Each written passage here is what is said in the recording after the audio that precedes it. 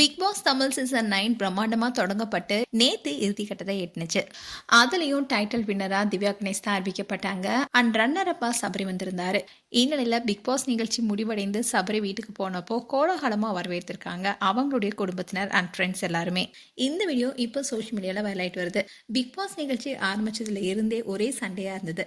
இதுல ஸ்பெஷல் மூமெண்ட்னு விரல் விட்டு எண்ணக்கூடிய வகையில தான் இருந்தது. ஆனா எப்படியோ 100 நாட்களை கடந்து வெற்றிகரமா முடிஞ்சது. அண்ட் இந்த சீசன்ல யாராலையும் மறக்க முடியாத ஒரு விஷயம் என்னன்னா கமருதீன் அண்ட் பார்வதிய ரெட் கார்டு தான். ரெட் கார்டு மூலமா வெளியேறினது பெரிய பரபரப்பா பேசப்பட்டுச்சு. அதே மாதிரி இந்த சீசன்ல வெற்றியாளரா வைல்ட் கார்டு மூலமா என்ட்ரி கொடுத்த திவ்யா தான் தேர்வாகி டைட்டிலும் வென்றாங்க. அதே சமயம் சபரி வின் பண்ணுவார்னு பலராலும் எதிர்பார்க்கப்பட்டுச்சு.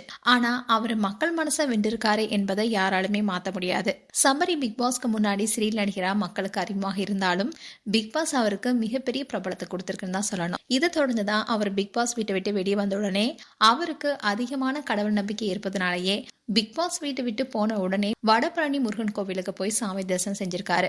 அங்க எடுத்த போட்டோஸை சோஷியல் மீடியால ஷேர் பண்ணாரு. அதோட வீட்டுக்கு போகும்போது அவரை அவருடைய நண்பர்கள் அண்ட் குடும்பத்துல இருக்கவங்க ரொம்பவே கோலாகலமா வரவேற்றிருக்காங்க.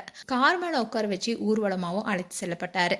அதோட சபரி மக்களை பார்த்து எனக்கு ஓட் போட்டதுக்கு ரொம்பவே நன்றின்னு சொல்லியிருந்தாரு. இந்த வீடியோ இப்போ வைரலாயிட்டு வருது. மேலும் சபரி குறித்து உங்களுடைய கருத்துக்களை கமெண்ட் செக்ஷன் சொல்லுங்க. இது போன்ற வீடியோஸை பார்க்க நியூஸ் தமிழ் கிட்ஸை சப்ஸ்கிரைப் பண்ணுங்க. மறக்காம நோட்டிஃபிகேஷன் பட்டனை கிளிக் பண்ணுங்க.